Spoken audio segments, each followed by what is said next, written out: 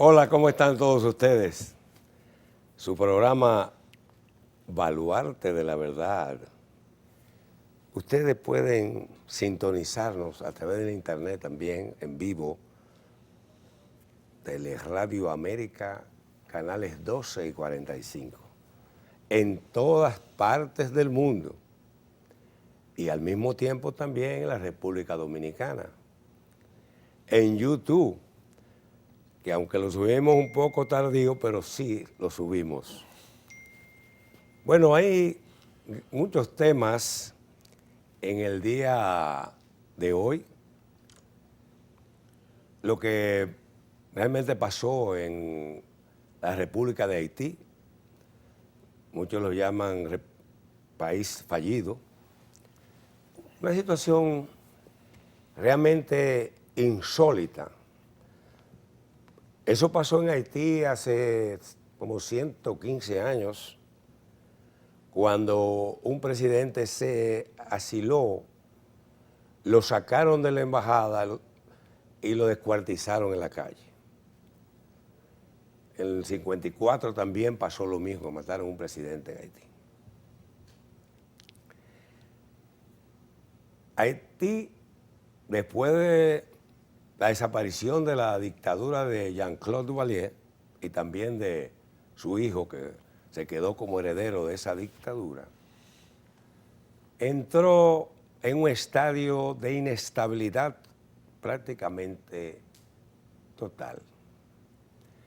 Allí se han desarrollado acontecimientos que los podemos ubicar en los tiempos medievales o cuando los bárbaros salían y arrasaban con todo lo que encontraban por delante.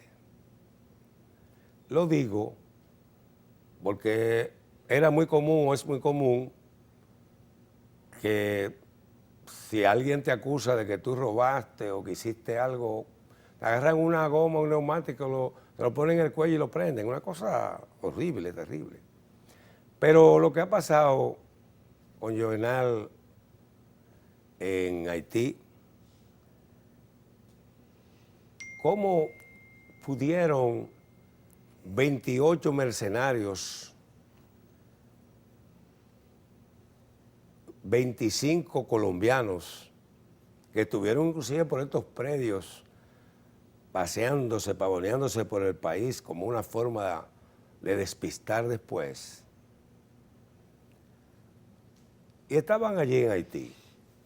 Parece que pagados por sectores poderosos de la élite de Haití, muchos de los cuales se dice, se comenta, que tienen negocios muy gruesos con el narcotráfico, con el tráfico de armas, con los secuestros, con la venta de personas, también con tráfico de petróleo. Allí también hay yacimientos de oro muy importantes para sectores nacionales e internacionales. Y decidieron quitarle la vida al presidente de Haití porque el 7 de febrero de este año, de que se le vencía su tiempo en el poder, y él trató de llegar hasta el 7 de febrero del 2022. También había hablado de hacer un referéndum para modificar la Constitución y eso, y realmente tanto la oposición como los oficialistas auspician y apoyan a más de 54 bandas mejor armadas que la Policía Nacional. ¿Cómo estos elementos llegan allí? Inclusive hay muchos colombianos en Haití. Ellos parece que se familiarizaron con los que viven allí. Pero ¿qué falló? después no le falló matar al presidente. La primera dama está viva. Este viernes pasado envió un mensaje a su gente en Haití pidiendo paz y armonía y que se manejen con madurez. ¿Qué falló?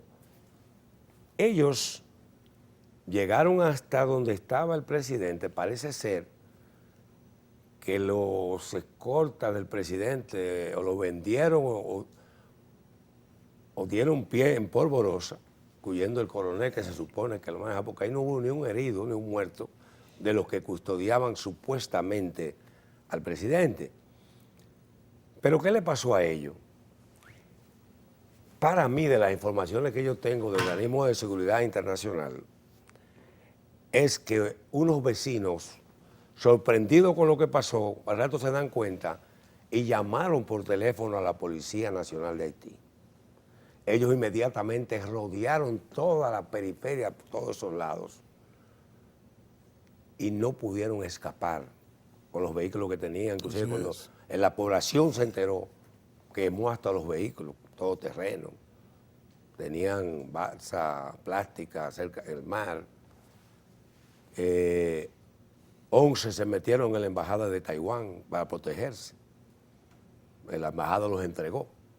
Pues normal, porque ellos no podían apoyar eso. Y entonces hay unos 15 detenidos de los colombianos, 2 americanos de origen haitiano y 8 que están prófugos. Realmente eso ha conmocionado al mundo y a nosotros como país nos afectará mucho, mucho, mucho por el problema del comercio, de la hambruna que va a surgir en Haití, el llamado y la alarma del presidente de la República y del gobierno para que las Naciones Unidas, la OEA, los Estados Unidos, Francia, Canadá, los grandes países de G7 apoyen a Haití. Naturalmente tú verás que puede haber hasta una invasión o puede haber un apoyo o cascos azules y a los 3 meses ya se olvidan de Haití. Como se olvidaron después del terremoto, que decían que lo iban a reconstruir, más de 200,000 muertos, y finalmente dejaron a Haití a su suerte. Yo creo que esto no es un asunto de 3 meses, de 6 meses, ni de un año.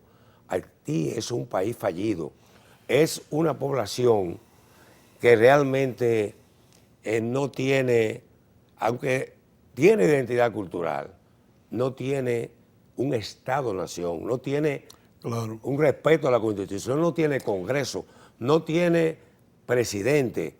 Es que todo eso viene dado, Juan José, desde el mismo inicio de los orígenes de ese país, del pueblo haitiano. Yo considero, y dándote las gracias por la invitación al programa de nuevo y a todo nuestro público, yo considero que el gran responsable de la situación calamitosa en la que se encuentra esa nación es la comunidad internacional. Ellos son los primeros que dan la espalda siempre que en Haití suceden catástrofes como esta. Esta es una situación que le pone un punto extra a lo que ya se estaba viviendo en Haití. La comunidad internacional solo se reúne, mucho bla, bla, bla, poca acción. Como tú dices, en 2 meses nadie va a hablar de eso. Ya los aeropuertos en Haití están abiertos. Ya en 2 o 3 días se va a volver a vivir como se vive en Haití, bajo la normalidad haitiana. Y esto se va a olvidar. La comunidad europea la comunidad internacional, la ONU, va a dar la espalda a esa situación, porque aparentemente esa es una situación que, entiendo yo, ellos entenderán que es de responsabilidad nuestra, de República Dominicana, también atender esos casos o cargar con ese peso muerto que significa el Estado haitiano y ese desorden que se vive ahí. Mira, la gran desgracia de Haití comenzó en el 1806, cuando su independencia. Se independizaron, una revolución antiesclava increíble, un ejemplo para América Latina y el Caribe, con la ocupación de los franceses Sí. y la ocupación de los españoles de este lado. Del lado haitiano era el país o la isla más próspera que puede haber. Así es. Ahí había la producción de café, caña de azúcar, de todo, incluyendo minerales. ¿Qué pasó? Que vino la sublevación de Louverture y además se independizaron de Francia. Entonces, lo que hizo Francia? Francia le puso una condena de 70 millones de dólares. En ese tiempo, estamos hablando casi de 3.000 millones de dólares ahora. Y resulta que no lo podían pagar y lo que hizo que se lo prestaron para cobrárselo Para que le mensual, pague ahí mismo. y le cobraban un interés Claro. oneroso, impagable. Cuando habían pagado 30 millones de dólares, ya habían pagado casi 200. Sí, Entonces, o en un abuso. No, a partir de ahí, Juan José, es que comienza el desorden de la nación haitiana, porque recuerda que es la primera nación de esclavos libertos que se independiza, mientras todavía las potencias tenían negros esclavos dentro de su territorio. Y a partir de ese momento es que ellos comienzan a ver a Haití y comienzan a presionar a Haití para que los negros en su territorio tampoco no vengan a pedir y a exigir la libertad. A partir de ahí, Haití ha escrito su historia. Lo grande es que Francia, que es un ejemplo a nivel mundial de lo que es la libertad, de la democracia y el derecho de los pueblos a autodeterminar su destino de manera democrática, donde realmente nació el verdadero derecho, aparte de que el derecho nace por allá por Roma. Y mira lo que hacían con Haití. Claro. Así mismo como hacía Estados Unidos con las islas inglesas. Pero ahora mismo... Y lo que hacía Portugal y lo que hacían los ingleses. Pero en la actualidad, Juan José, en la actualidad, Haití, esa nación, está comandada por algunas potencias y 3 o 4 familias que son las que tienen intereses en Haití. Y yo digo que son las que mantienen y le sacan beneficio a ese desorden que hay en Haití. Sí, sí, sí. Porque realmente ahora mismo los mayores intereses de Haití los tienen sectores de Estados Unidos. Sí. Y además hay una clase rancia élite en Haití que vive en la zona de mayor nivel socioeconómico, Sí, inclusive por donde Petionville. está viviendo el presidente. Que esa gente son como las sanguijuelas, Claro. son pirañas. Lo que sí que este asesinato del presidente Ya nadie está Moïse, seguro en Haití. óyeme, presenta un cuadro totalmente diferente, porque cuando surge la noticia del asesinato, todos entendemos, porque ya estamos acostumbrados, de que era un asunto tribal, local, de gangas o de partidos opositores de haitianos. Para nuestra sorpresa, tenemos ahí ciudadanos colombianos que inclusive, dicen los reportes de investigación, que entraron por Punta Cana, hicieron turismo aquí en Santo Domingo y luego cruzaron la frontera para participar en ese magnicidio. Pero son 6 meses que están en eso. Quiere decir que los organismos de seguridad de Haití, o de inteligencia, en el suelo, Claro completamente. que sí, claro que sí. Naturalmente, a concluir este momento, yo pienso, como comenzamos diciendo al principio, que las grandes naciones tienen que eso, porque miren, lo que puede pasar en Haití, si realmente ahora mismo que hay un toque de queda y todo el mundo está acuartelado, de que van a vivir, de que van a comer. Inclusive están quemando casas, Sí, vehículos, un error de ellos. Imagínate, Naturalmente, las autoridades. esos colombianos son dichosos, porque si lo agarra el pueblo, lo agarra y lo queman a todo con una goma prendida en el cuello. Son dichosísimos. Bueno, dichosos somos todos porque al detenerlos vivos, quizá podamos saber qué fue lo que sucedió, quién pagó para eso. Para eso tienen que utilizar a la FBI, tienen que utilizar a los organismos de inteligencia judío, israelí, No, definitivamente. a los cubanos. El presidente que de son los Colombia, mejores, en ese sentido, llamando organismos, y de los de nosotros. representantes No, para no, investigar y eso. las Naciones Unidas y la OEA. Claro, Todo el mundo claro. tiene que ir a investigar porque eso no se debe quedar así. Claro, claro.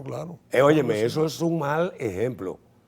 Porque, pero ven acá. Por suerte, la primera dama haitiana está herida, en estado delicado, pero Ya habló, ya está hablando. pero ya está hablando y dice que se va a saber la verdad. Esperemos que No, que porque suceda nada mira, malo. no hay forma. Cuando yo estudié Derecho y dimos criminología, no hay un crimen perfecto. Claro. No hay manera. Además, ellos no prepararon su escapada. ¿Qué pasó ahí? Sí. ¿Qué pasó que con el presidente no había prácticamente nadie? ¿Por qué nada más matan al presidente y hieren a la primera dama? Una gente que andaban con armas de todos los calibres. Sí, eso es así. 28 hombres armados hasta los dientes y tirando tiros. Yo no entiendo qué pasó. ¿Qué pasó ahí? ¿Por qué dejaron campo libre y después entonces los agarran a ellos? ¿Cómo ellos llegan a la embajada de Taiwán a protegerse? ¿Cómo andaban en esos vehículos y nadie se dio cuenta en caravana? Claro. Finalmente, Hay que buscarle respuesta a la cláusula aquella que dice ¿a quién beneficia el crimen? beneficia a los que lo mandaron a matar, supuestamente elementos ricos ligados al petróleo y a una serie de negocios lícitos y sucios. Vamos a la pausa y regresamos entonces con el tema de la muerte del toque de queda que ya comienza a sentirse en la República Dominicana, por el cual yo he abogado permanentemente desde hace un año. Venimos ya.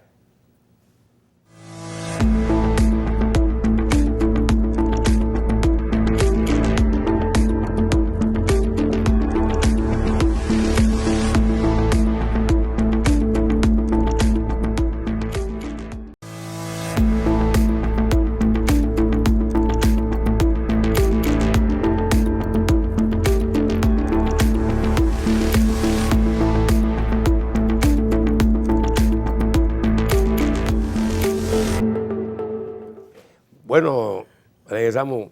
Hay que, independientemente de tantas noticias negativas, hay que estar contentos porque la vida es simple y la hacemos compleja.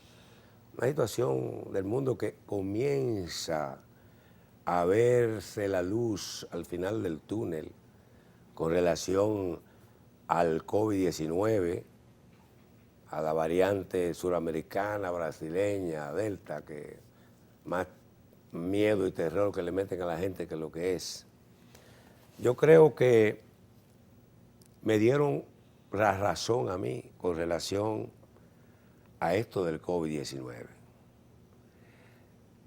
Quizás por el chantaje de muchos sectores del país, el gobierno se vio abocado a mantener un toque de queda odioso por demás, destructor de nuestra economía, de nuestra gran industria, de la mediana, pequeña y microempresa, del comercio, de la salud mental del pueblo dominicano, porque en definitiva vamos a tener que convivir con COVID-19 o COVID-20 o 21 por un buen tiempo, pero la gente lo que debe perder es el miedo. Y por eso yo en este programa nunca doy cifras, aunque podemos decir que ya no está muriendo prácticamente nadie y que el que ha muerto porque no se ha vacunado. Todo el que no se vacuna y tiene condiciones físicas difíciles y lo entuban, hay unos 322 en cuidados intensivos, hay 212 entubados y hay unos 850 de esos, ¿verdad?, en cuidados intensivos e internos, pero solamente están en peligro aquellos que no se han vacunado. ¿Y ustedes saben quiénes son que entuban y meten en cuidados intensivos? A los que no se han vacunado. En Estados Unidos, el 99.2% de los que se mueren es porque no se han vacunado. Aquí estamos llegando al 95% porque no se han vacunado. Entonces, si usted se pone las 2 vacunas y se pone la tercera cuando lo entienda necesario, porque hay mucha gente en este mundo, el 90% de la gente del mundo, de 7.400 millones de seres humanos, tenemos un sistema inmunológico súper poderoso que nunca nos va a dar COVID, ni nunca nos va a matar el COVID. De ese 10% que le puede dar el COVID, puede morir un 1% a un 2% si no se ha vacunado. Mira, Juan, la realidad, bueno, eso que tú acabas de decir, tiene toda la razón, corroboro todo lo que tú dices, pero la otra realidad, la cara de la moneda, la otra cara de la moneda, es que muchos especialistas, médicos, han llamado la atención al gobierno y a las autoridades de salud por la apertura del toque de queda, es decir, por limitar un poco más el toque de queda, diciendo que es muy probable que estas aperturas pues incidan de nuevo en la cifra de contagios y de muertes. Pero es algo que vamos a tener que analizar ya en el campo, ¿no?, en la prueba. Imagino que el gobierno también estará dispuesto a ampliar o a limitar un poco más el horario, el toque de queda, dependiendo de las estadísticas, de los números de los contagios. También llama poderosamente la atención de que nosotros, por ejemplo, en este programa, hemos solicitado la eliminación del toque de queda a las autoridades y que justamente cuando se estaba haciendo un llamado de protesta en la Plaza de la Bandera para el día 15 de este mes, para exigir la eliminación del toque de queda, entonces, días antes, el gobierno rápidamente, pues quizá escuchando el clamor de la sociedad, de los dueños de bares y restaurantes, que inclusive subieron videos a las redes sociales quejándose de una forma enérgica sobre la situación del toque de queda, pues el gobierno diligentemente toma la delantera y reorganiza el toque de queda. Yo sé que tú tienes tu batatica en eso, en ese comentario, tú siempre estás... Mira, hermano, el gobierno tiene planificado lo que iba a hacer ahora, y lo dijo siempre, que a finales de julio iba a comenzar a terminar el toque de queda en la República Dominicana. Eso no fue porque fueran a la Plaza de la Bandera o que iban a ir, porque todo el mundo tiene coincidencialmente, derecho. Todo el mundo tiene derecho. Coincidencialmente, sí, Juan. Todo el mundo tiene derecho a protestar. Tocó con el llamado. Todo el mundo tiene derecho a protestar, pero a ti se te peló el billete, igual que los que estaban hablando de protesta, porque tú estabas muy entusiasmado hablándome de eso a mí. Lo que quiero decir es que olvídese de eso, hermano, que este es un gobierno que tiene talento y piensa.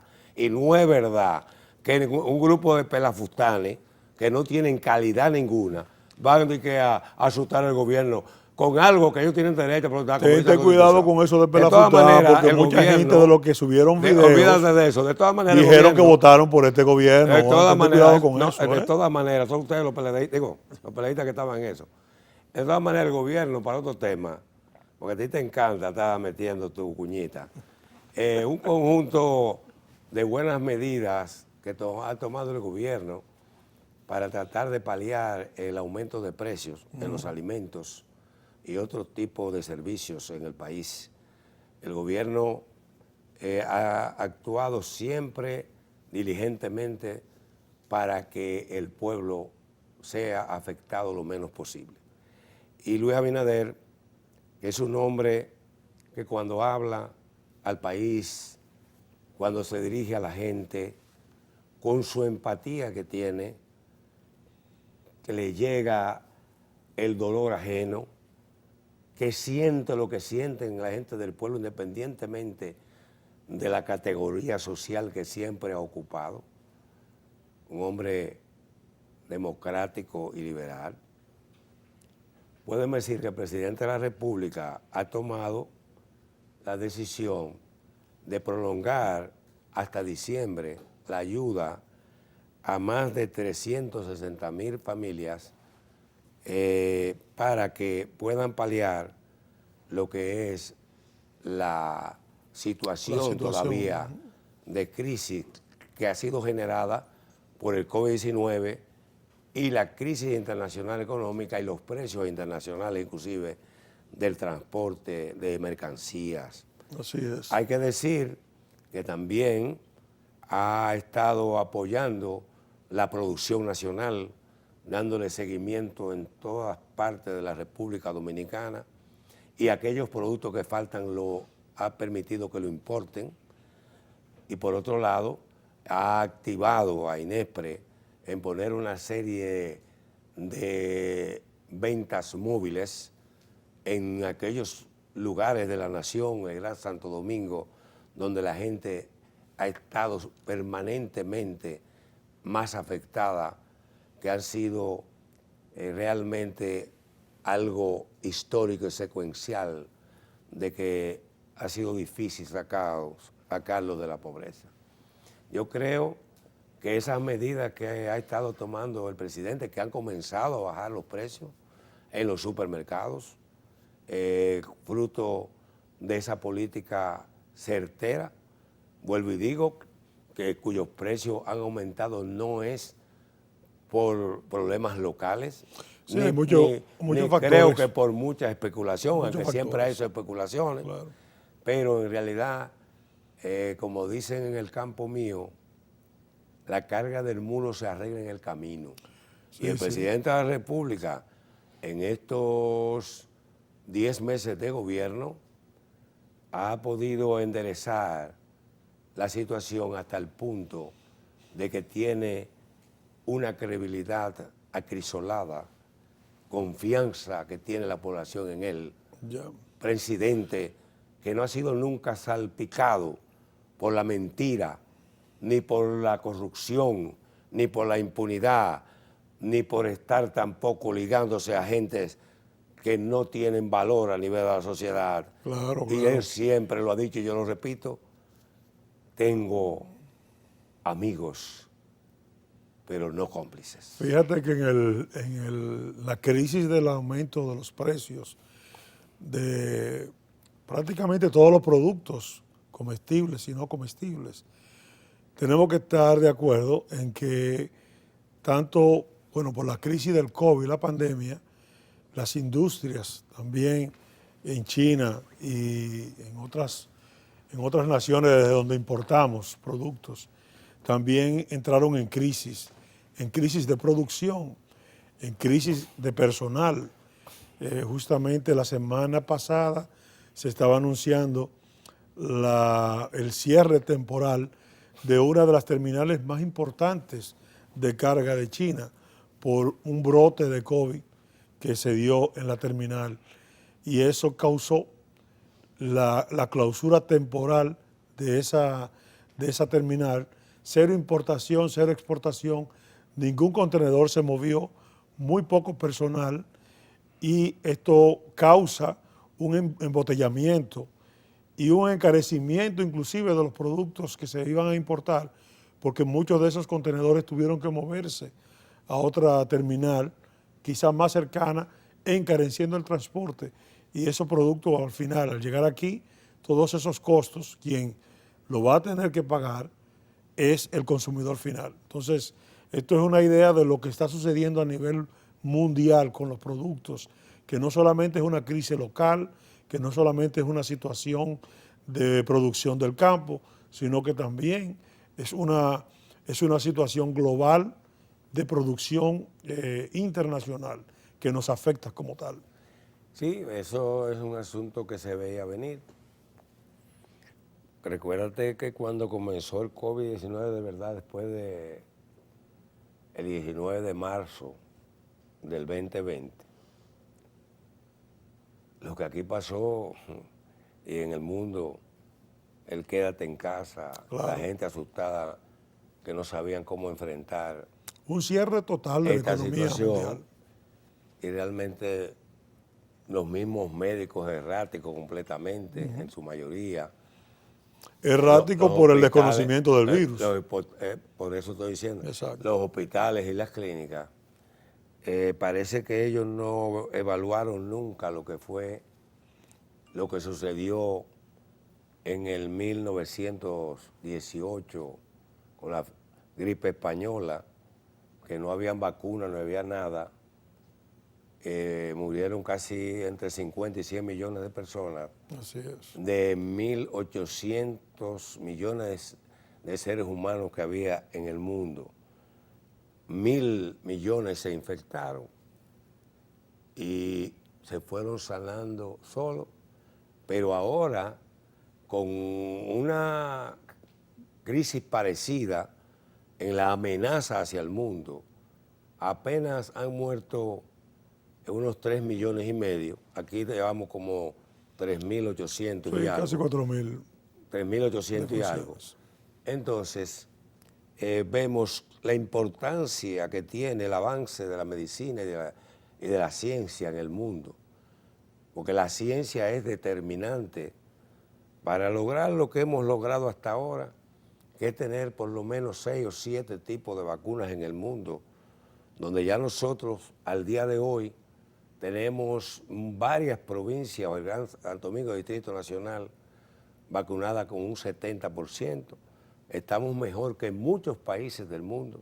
Mira, vamos a ir a la pausa y cuando regresemos vamos a hablar de los partidos políticos, de los cuadros políticos, de los líderes políticos y lo que ha sucedido con el PLD y el PRD como partidos mayoritarios, entre comillas. Regresamos en breve.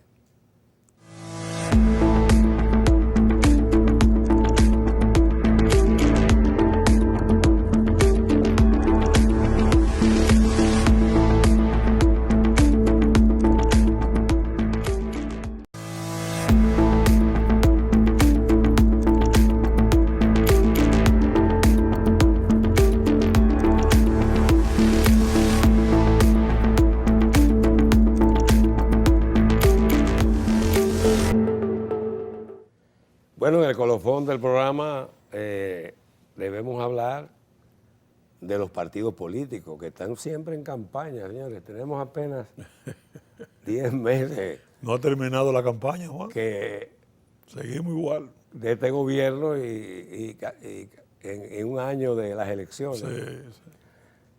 Y hay que decir que el cuadro político en la República Dominicana a partir del 5 de julio cambió. La mayoría de los liderazgos tradicionales pasaron de moda. Por más que brinquen y pataleen, las posibilidades son remotas. No le voy a hacer un acta de función política ni a esos líderes ni a esos partidos, pero la situación para ellos es compleja. Como dicen, cuando van a discutir la coerción, como lo que está pasando ahora con Operación Medusa, o Coral, o Pulpo, El Océano o Atlántico. Tiburón Podrido. En realidad, esos partidos políticos, que hay unos 20 partidos pequeños que desaparecieron prácticamente, pues las alianzas le permitió que muchos que estén reconocidos. Y, por ejemplo, un líder como Leonel Fernández, que fue presidente 3 veces consecutivas, y además que condujo a Danilo Medina al poder en 2012 con todos los recursos del Estado. También llegó Danilo Medina, duró 8 años. Hipólito Mejía fue presidente en 2004. Muchos dicen que él no quiso ser presidente en el 2012, a pesar de todo lo que hizo el PLD y Leonel. Pero esa es la situación. Leonel Fernández fue a una competencia con el Penco, un hombre que lo que era un gerente de obras públicas.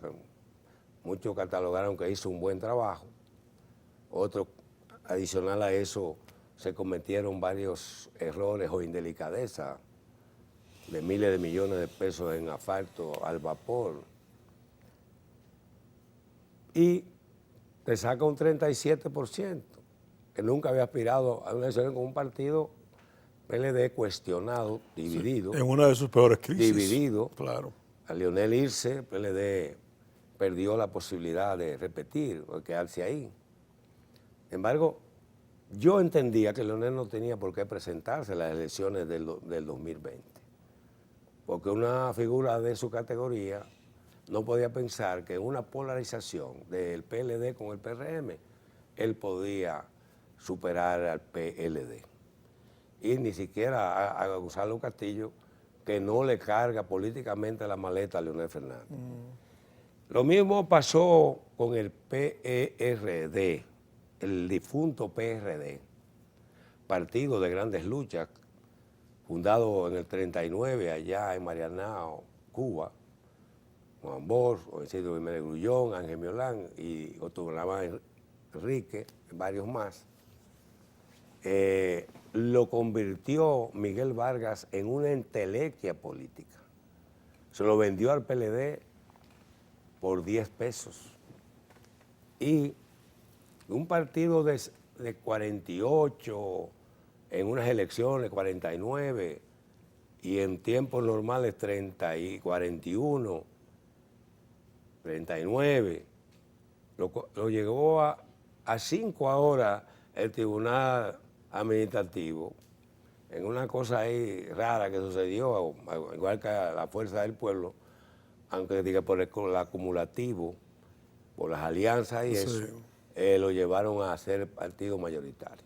Ajustaron la ley. ¿Qué pasa con eso, señor Abraham y amigos televidentes? Y les voy a decir esto, en un análisis de que aunque yo esté identificado políticamente, estoy hablando como politólogo y como analista político, lo que yo veo más allá de la curva, lo que yo me olfateo o percibo o pronostico, el hecho de la fuerza del pueblo obtener ahora ese 5% y convertirse en partido mayoritario, le permite una entrada de 20 o 22 millones de pesos mensuales, o cada vez que la Junta dé los fondos, porque se reparten cada 6 meses, en el año, que son creo que 1.200 millones de pesos. Sí. Realmente, ¿qué va a suceder con eso? Yo recuerdo esa lucha que hubo del PLD y Partido Reformista contra el PRD, Hipólito Mejía, PLD Danilo Medina, Partido Reformista Joaquín Balaguer. Se disputaban el mismo escenario esos dos partidos. Terminaron cabeza con cabeza, uno 24 y el otro 25. Hipólito sacó 49.87, 0.13 menos para completar el 50%. Pero si tú juntabas al PLD Reformista te daba 49. Pero en política sí, 2 más 2 no son 4. No son 4. PLD trató de forzar que hubiera segunda vuelta para nada. Salieron llorando de ahí, Renato Paredes, Danilo, la gente estaban llorando. Todo el mundo se como acuerda. bebé. Todo el mundo y Balaguer lo que hizo fue, cuando ellos fueron allá, le dieron, llamó a Hipólito, señor presidente, lo felicito. Ahí se acabó. Entonces, ¿qué es lo que quiero decir? Para el 24, señores, con ese trabajo que está haciendo Luis Abinader, ese apoyo a la justicia independiente, a un ministerio público independiente, a la lucha contra la corrupción, con la transparencia y esa empatía con el pueblo, y ser totalmente diferente del palacio, sin prepotencia, sin altanería, sin utilizar el palacio para negocios, ni permitir que los funcionarios hagan negocios, aunque algunos lo hacen para embromarse, porque el perro huevero, aunque le queme la boca, sigue comiendo huevo. Pero Luis no lo va a perdonar. Y Miriam Germán, Jenny Berenice, Wilson Camacho y demás fiscales, que suman casi 60 fiscales, no lo van a perdonar. Entonces, lo que yo veo es que esas fuerzas se van a enfrentar. Si Leonel no era partido mayoritario, mucha de la gente que se había ido en su momento hacia el PLD, hacia la Fuerza del Pueblo, iba a comenzar a regresar al PLD. O ahora, muchos del PLD van donde Leonel, se van a equilibrar la fuerza para el 24. ¿Qué va a suceder? Que ellos se van a disputar el mismo espacio político y el mismo pensamiento político y accionar, porque son dos fuerzas que salieron de un partido completamente corrupto y además cuestionado. Entonces, Mira, el PRM, para darte chance, el PRM va en coche. Y si Luis Abinader decide la reelección, que no veo por qué no, porque la Constitución de la República lo permite, claro. Y además, de acuerdo a como yo veo el proceso, no es porque yo simpatice o no con él, pues estoy hablando, despojándome de eso, lo que yo veo, y este programa estará guardado en YouTube, lo que yo veo es que el PRM, con Luis o sin Luis, ganará cómodamente las elecciones de 2024. Y guarden este mensaje y vean esto que estoy diciendo. No soy pitoniza, ni Leo Casa, ni Leo Mano, pero veo algo en la bolita de cristal que yo tengo. Mira, señor Encarnación, ese análisis no tiene desperdicios. Corroboro con lo que dices. Sabemos todos que a la salida de Leonel Fernández del PLD, ya Leonel no tenía oportunidad de llegar ni a la segunda vuelta prácticamente. Y como un kamikaze, pues actuó para sacar al PLD del gobierno. Yo me quedo en la parte del 5%, Juan. ¿Cómo es posible que nosotros tengamos una ley electoral que apruebe fondos para un partido que no lo digo solamente por el hecho ahora de fondos para el Partido del Pueblo y para el PRD, sino que de un 100% de una votación de 5 millones de votantes, en donde dos partidos prácticamente obtienen casi 4 millones de votos, tú tengas una amplitud para un 5%, para aprobar un 5% y tener partidos supuestamente mayoritarios con apenas un 5% de un 100% en unas elecciones. Eso solamente sucede en la República Dominicana, solamente es aprobado por políticos que le conviene ese margen, porque en verdad es algo que llama poderosamente la atención de que esa flexibilidad en ese porcentaje para poder mantener esa personería jurídica como partido con un 5%. Eso, de verdad que eso es un asunto que habría que estudiar más adelante, porque no considero que un 5% sea suficiente para tú poder mantener y recibir fondos de la Junta Central Electoral. Pero eso es porque no hay una Junta Central Electoral, no hay una ley dura y clara con relación a eso, de la ley electoral y la ley de partidos políticos, agrupaciones y movimientos. Entonces, cuando eso pueda lograrse, de que nosotros se pueda fortalecer las instituciones, que nos podamos convertir en un Estado-nación, donde se respete la ley y la Nadie, Constitución. y nadie sale con responsabilidad. Los partidos políticos reciben fondos de quien sea y de donde sea, pero al final nadie sale responsable del dinero que manejan los partidos Pues el políticos. PLD nunca quiso transparentar su fondo, el PRM siempre lo transparentó. El PRD tampoco no puede transparentarlo. Yo no sé qué va a pasar con eso, porque los fondos que le daban lo utilizaban en todo menos en lo que dice la ley. Claro. De todas maneras, hermano Abraham y amigos televidentes, hemos llegado al final de este programa.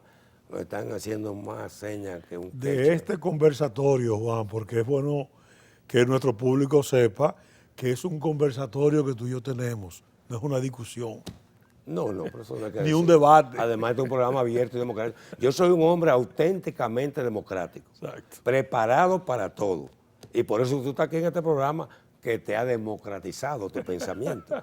Nos vemos en la próxima.